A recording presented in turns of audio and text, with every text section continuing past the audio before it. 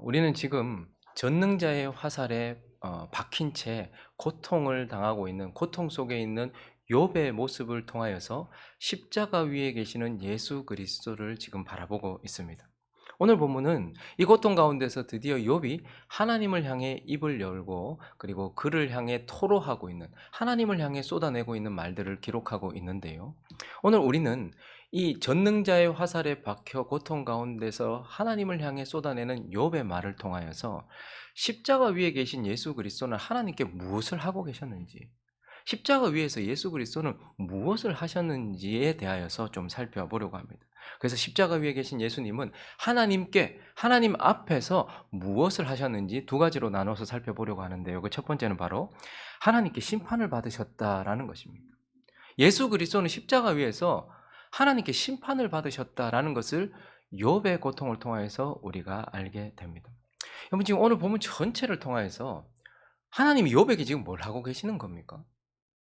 하나님 앞에 있는 욥은 지금 하나님께 무엇을 당하고 있는 것입니까? 6장 4절을 가보시면 전능자의 화살이 내게 박혀 나의 영이 그 독을 마셨나니 하나님의 두려움이 나를 엄습하여 치는 거예요. 지금 욥은 전능자의 화살에 박혀 있는 상태에 있습니다. 그렇게 박혀 있는 상태에 있고, 그리고 오늘 12절은 이렇게 말씀하고 있죠. 내가 바다입니까? 내가 바다 괴물입니까? 저건 이제 고대 그들의 사상에 의하면 바다는 늘 창조주와 이 세계를 대적하는 악의 무리, 악 이런 것들을 상징하는 것이죠. 그리고 그 악의 화신이 바로 바다 괴물입니다.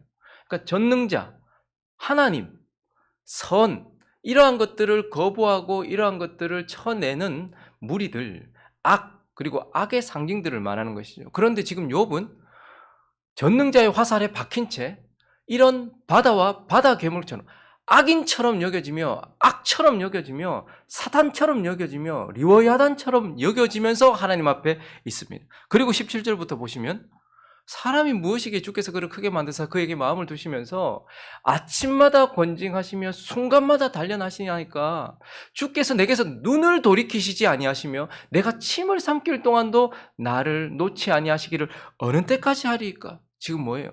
잠시도 쉴 수 없는 숨막히는 고통 가운데서 지금 욥이 지금 하나님의 치심 가운데서 있단 말이에요. 침 한 번 삼킬 정도. 아니, 하나님, 내가 바다입니까? 바다 괴물입니까? 그런데 어찌하여 나에게 그렇게 집중하시면서 한시도 내게 눈을 떼지 아니하시고, 시편에는 보면 사람이 무엇이간데 주께서 저를 생각하시며 주께서 그를 검거해, 그때는 축복하기 위하여서 그렇게 주목하신다는 것을 높였다면, 지금 오늘 이 본문은요, 하나님께서 한시도 눈을 떼지 아니하시고 공의를 베푸시며 심판하고 계시며 지금 치고 계시다는 것을 얘기하고 있는 거예요. 그러니까 욥은요, 지금 전능자의 화살에 박혀가지고 바다와 바다 괴물처럼 여겨지면서 잠시 침 삼킬 정도의 쉼도 얻지 못한 채 숨막히는 고통을 당하고 있다라고 말하고 있고, 마지막 절 21절은 이렇게 말하죠. 주께서 어찌하여 내 허물을 사하여 주지 아니하시며 내 죄악을 제가하여 버리지 아니하시나이까? 결국은 하나님 끝까지 그를 용서하지 않은 채 죽음을 향해 달려가도록 그에게 고통을 주고 계신다라는 것을 보게 돼요. 그러니 한마디로 사실 지금 이 욥의 고난은 우리를 성화시키고 인내하고 이런 게 아니라 하나님 앞에서 지금 욥은 심판받고 있는 겁니다. 하나님께 심판을 받고 있는 거예요. 그래서 이것을 통해서 우리는 십자가 위에 예수 그리스도가 바로 하나님께 심판을 다른 이에 의하여서 고통을 받고 심판을 받는 것이 아니라 하나님에 의하여 심판을 받았다라는 것을 보게 돼요. 많은 사람들이 십자가를 바라보면서, 어떤 사람들은요, 십자가 위에서 예수 그리스도는 우리를 향해 자기의 사랑을 표현하셨다라고 이렇게 해석하는 사람들이 있습니다. 십자가를 바라보는 다양한 견해들이 있는데 그 중에 가장 많은 견해가 뭐냐면, 예수님 십자가에서 뭐 하시는데 저거? 예수님 십자가 위에서 우리를 향해서 자기가 우리를 얼마나 사랑하시는지를 보여주기 위해서 죽기까지 그곳에서 우리를 위해서 사랑하시면서, 그래서 그 십자가 위에서 예수님은 우리를 향해 자신의 사랑을 표현하신 것이다, 이렇게 말해요. 그리고 또 어떤 사람들은요, 십자가를 해석하기를, 십자가에서 예수는 뭐 하셨냐? 십자가 위에 예수 그리스도는 우리를 향해서 하나님의 종들, 하나님의 백성들, 하나님의 자녀들이 하나님을 어떻게 섬겨야 되는지, 얼마나 순종해야 되는지에 대한 본을 보이셨다. 그래서 예수님은 이렇게 죽기까지 하나님께 순종해야 되고 하나님을 예배해야 된다라는 것을 보여주는 본을 보이셨다, 이렇게 말하고 있어요. 그러나 오늘 이 욥의 고통을 통해서 우리가 보게 되는 것은, 욥이 지금 하나님을 향해 있는 것처럼 십자가는요, 우리를 향해 있는 것이 아닙니다. 하나님을 향해 있는 거예요. 그 이후에 하나님께서 그걸 다 받으시고 사람들에게 역사하시는 것이죠. 그래서 예수 그리스도는 하나님을 향해서 지금 뭐 하고 있는 거예요?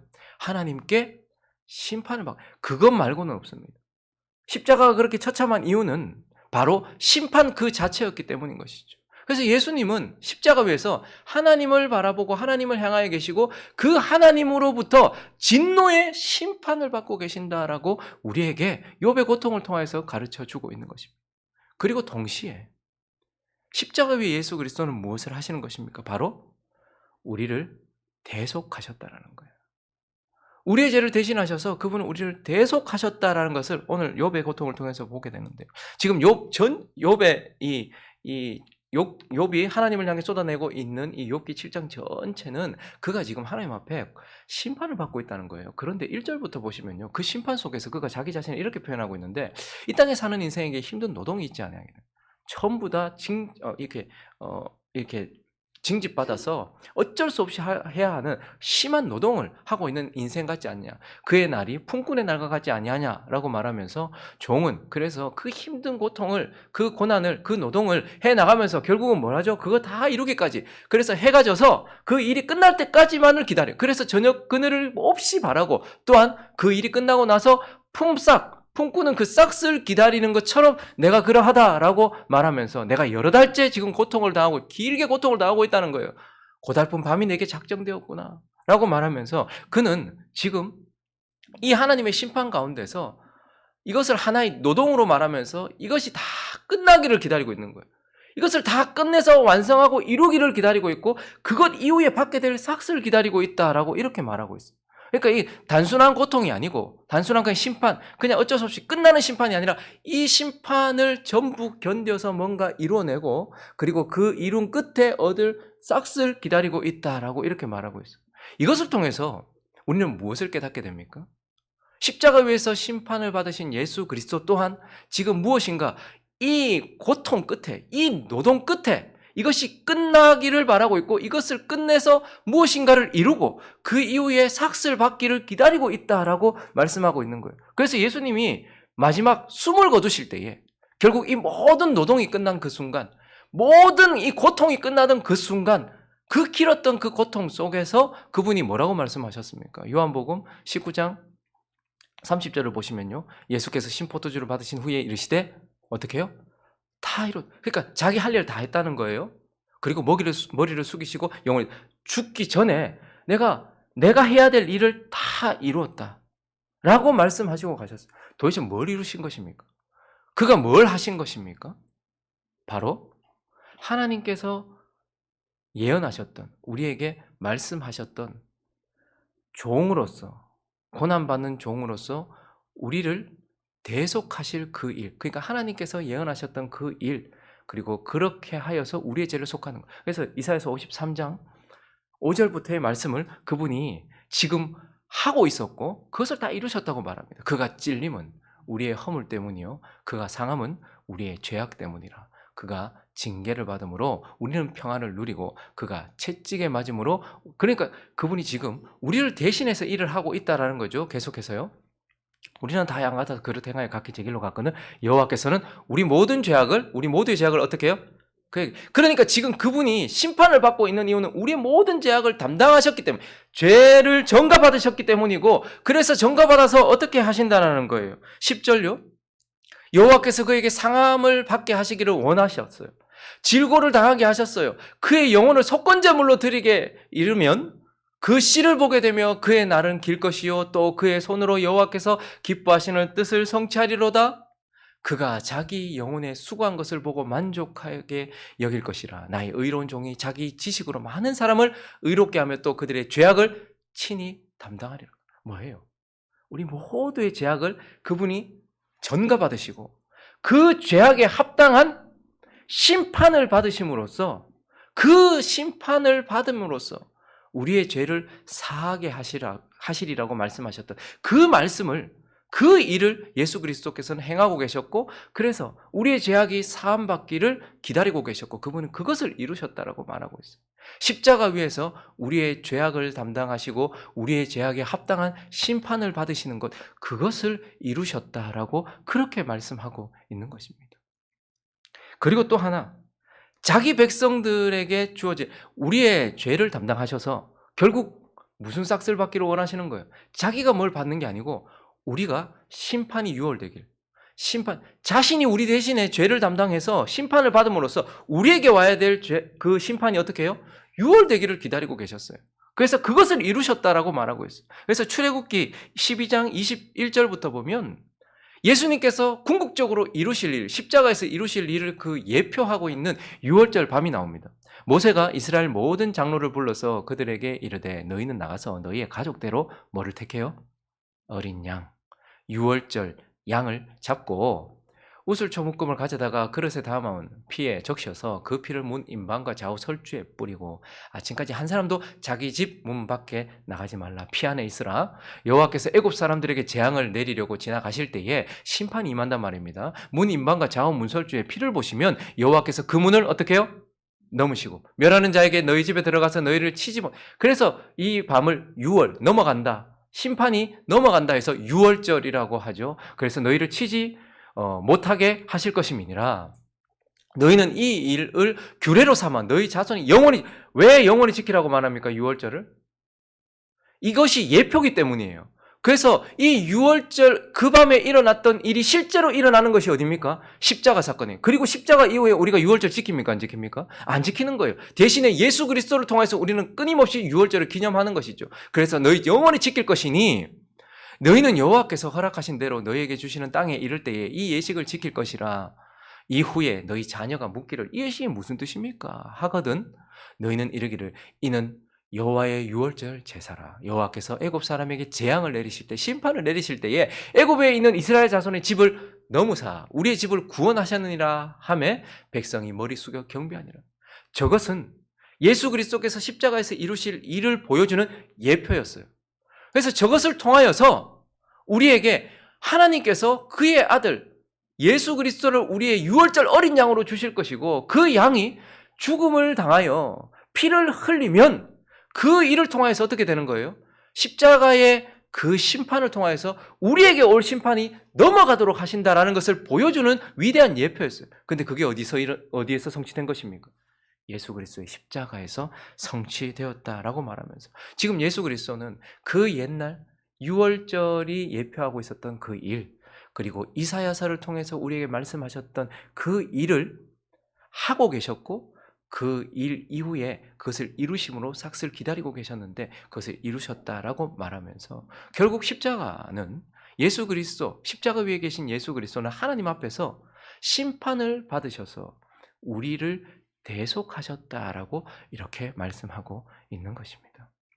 말씀을 정리하겠습니다. 여러분 혹시 그 모스트라는 체코 단편 영화를 보신 적이 있으십니까? 아마 여러분 보신 적이 있으실 거예요. 그 모스트라는 단어는 체코 말로 다리라는 뜻이거든요. 그러니까 실화를 바탕으로 만든 단편 영화인데 이 영화의 주인공은 그 다리를 조정하는 영무원이에요. 그러니까 이렇게 배가 이렇게 지나가면 다리가 이렇게 있으면 배가 지나갈 수 있도록 다리를 이렇게 올리는 거예요. 조정을 해서. 그리고 이제 배가 지나가고 여기 다리 위로 기차가 가려고 하면 다시 이렇게 다리를 이렇게 연결하는 이 일을 맡은 영무원이 주인공인데, 이 주인공에게는 너무너무 사랑스러운 어린 라도라는 아들이 있습니다. 근데 이 아들이 아빠 일하는 데 가고 싶다는 거예요. 아빠하고 같이 있고 싶어가지고. 그래서 한날은 이 아이를 데리고 일하는 곳에 왔어요. 그러고 나서 일하는 동안 기찻길 위에 있으면 위험하잖아요. 이게 뭐 이렇게 되기도 하고 하니까, 기차도 다니고 하니까. 그래서 이제 배가 지나가니까 이제 배가 지나갈 수 있도록 이렇게 하고, 이렇게 아이에게는 저기 밑에 바다 여기 다리 밑에 여기 물가에서 놀고 있어. 이제 30분 정도 있으면 기차가 지나갈 텐데 이제 그때까지 여기서 놀고 있어라고 말하고 이제 자기는 이제 그 위에 올라가 있었는 거예요. 그런데 생각보다 뭐 더 빨리 기차가 오게 되는 거예요. 그리고 너무 빠른 속도로 오고 있는 거예요. 그런데 지금 이 주인공은 이 소음 때문에, 기계음 때문에 기차가 오고 있는지 몰랐어요. 멀리서 오고 있는지 몰랐어요. 근데 물가에 있었던 아이가 먼저 본 거예요, 그것을. 그래서 아빠를 막 부릅니다. "아빠! 기차가 들어온다고. 아빠!"라고 부르는데 이 소음 때문에 아이 소리를 못 들어요. 그러니까 이 아이가 어떻게 하냐면 그 다리 위로 올라갑니다.